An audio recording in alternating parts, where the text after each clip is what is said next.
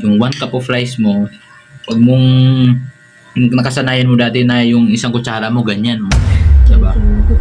Uh-oh. Ganyan, diba? Ganyan ako dati. Diba? O, relate ka. Kung Wait, nare-relate, what? nakaka-relate ka sa akin na kapos din. O, diba? Wala pang red rice. Talagang takaw tayo, binabawi natin sa kanin. Totoo hindi. Itag nyo sa comment section kung sino yung kilala mo na malakas kumain ng rice dati at kung sino yung kilala mo na concern ka na gusto mo siyang pumayat para maging healthy at the same time umanda din yung pangatawan. Good morning guys! Yan, breakfast time and alam niyo ba kung anong prepare ni Mrs. for today? Ito guys, tignan nyo. Ayan guys, so balon-balunan ng manok. Oh, wow! Ayan. So, may naka-toppings na siling green and onions. And yung noodles na yan, egg noodles yan guys. So, yan. Alam nyo ba na mayaman sa protina ang balon-balunan? Kaya isa yan sa protein source natin. So, we have here the 1 cup of rice. Siyempre, breakfast is the most important meal of the day. So, kailangan natin yan. Gaya na sabi ko, para hindi tayo marami sa carbs, so meron niyang red rice. Mayaman sa nutrients and pinrepair na rin ni Mrs. yung ating baon. 1 cup of rice para mamayang lunch naman. So, paano guys? Ay na. That's it! Yes, maraming salamat sa biyayang kalamang patiwas sa mga sa amin. Alam nyo ba na ang balon-balunan na isang cup ng balon-balunan ay meron niyang 44 grams kung saan nagpo-provide na yan ng 88% of daily recommended sa ating protein intake. Oh, wow! So, maganda, mayaman talaga siya sa protina. So, malaking bagay yan guys para sa pagpapaganda ng katawan natin. Oh, wow! Isa pala sa tip na may bibigay ko guys. Kasi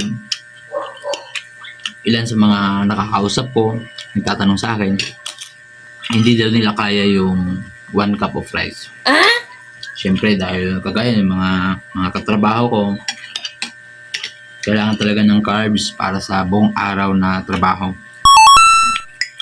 Hindi nila kaya, madalas na magutuman. So, tip guys. Sikreto sa 1 cup of rice, haluan mo ng red rice. Kasi yung red rice, more on fibers, more on nutrients, and vitamins, at matagal matunaw sa stomach mo. Nice! Pangalawang tip, magdadagdag ka ngayon ng ulam. Noong dati, dahil nga salat-salat tayo, no? Uh-oh. At no choice tayo kundi kumain para ma-survive natin yung buong araw na trabaho para hindi ka magutuman. Ang ginagawa natin, malakas tayo sa rice. Tama? So doon tayo, sanay. Yeah!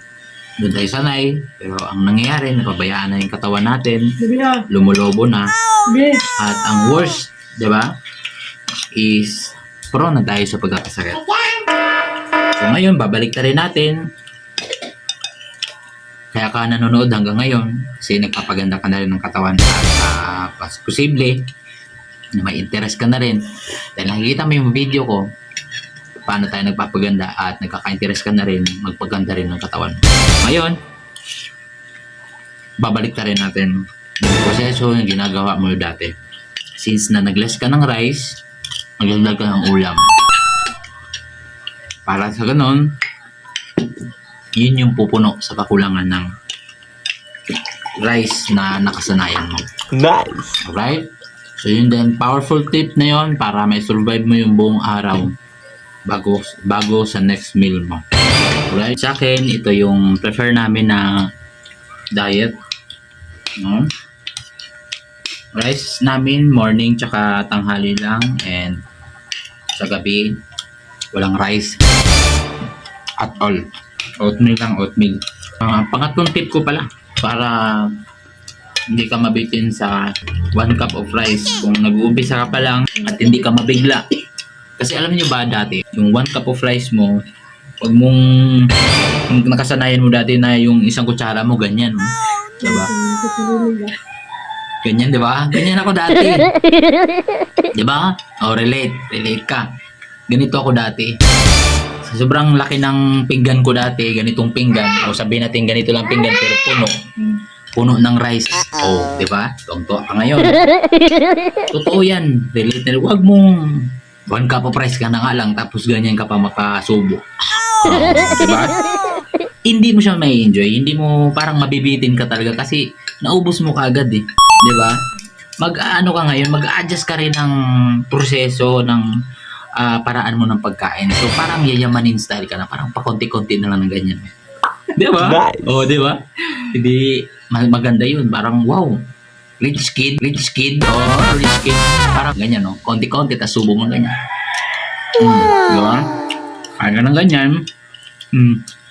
Na-enjoy mo. Bawat subo, Nice. na-enjoy mo. Tapos na yung ulam, pero yung dress hindi pa. Oh, yung mga ganun.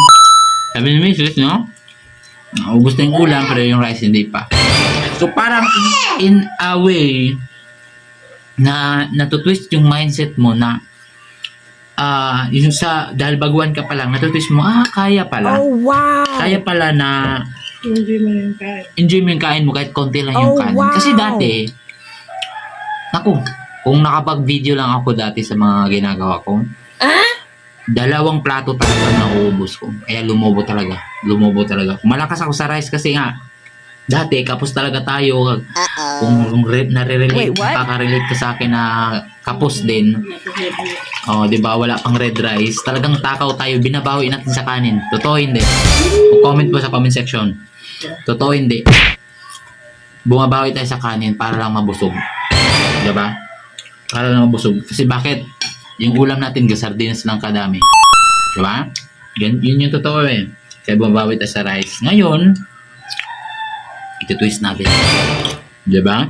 Di ba? Na-enjoy mo yung pagkain. Mumuhay mo maayos para maganda yung digestive system mo. Kasi pagka sinubo mo siya buo, lunok. Subo, lunok. Delikado yan. Mahirapan yung digestive mo. Pinapahirapan mo yung digestive system mo. Mahirapan ka ngayong dumumi. Diba? Yung proseso, bis na papabilis yung trabaho ng digestive mo, pinapahirapan mo. Kaya ngayon nahirapan kang dumumi. Right? So, para mabilis makuha mo yung nutrients, dito pa lang sa first step of digestion, Ano naman, hinain mo maayos. combine mo. Sarap. Kaya yan, no? Sarap. Subong yayamanin, no? Di ba? Ang sarap niya, enjoy mo. Ang sarap. The best talaga si Mrs. Ang sarap ng combination. Enjoyin mo. Enjoyin mo yung bawat kain. Enjoy. Di ba? Habang nag-uusap-usap tayo, yan, no? Ubos na yung ulam, di ba? Yun lang yung pinaka-sekreto na pwede Hindi na tayo naman. nagdadagdag ng rice. Sa ganung paraan na pag-enjoy mo, nakakalimutan mo na or hindi mo masasanay ka na hindi magdagdag ng rice. Oh, wow. Kasi ano na eh, solve ka na eh. Oh, yes. That's it. It's all about mind setting. So kung paano ka nasanay, yung nakasanayan dati, doon tayo lumulobo, tumataba. Ang ending, madalas tayo magkasakit. Galing na yung high blood, hypertension. So, galing tayo dyan, kaya nag-shift tayo. So, mind setting. Sinet ulit natin yung mind natin sa ganitong sistema, ganitong paraan, ganitong proseso Nice. para at least, di ba, maging healthy. Ano bang purpose mo para maging healthy? Siyempre, para humaba yung buhay natin. Right? So, para at least, maano natin yung obligasyon natin sa pamilya natin. Tapos na ako. So, after this, going to work na tayo. So, sana marami kayong natutunan. And, itag nyo sa comment section kung sino yung kilala mo na malakas kumain ng rice dati. At kung sino yung kilala mo na concerned ka na gusto mo siyang pumayat para maging healthy at the same time umanda din yung pangatawan. So, tag mo sa video ito, share nyo naman para at least makatulong din tayo sa iba. Oh, yes. Thank you for watching. Maraming salamat.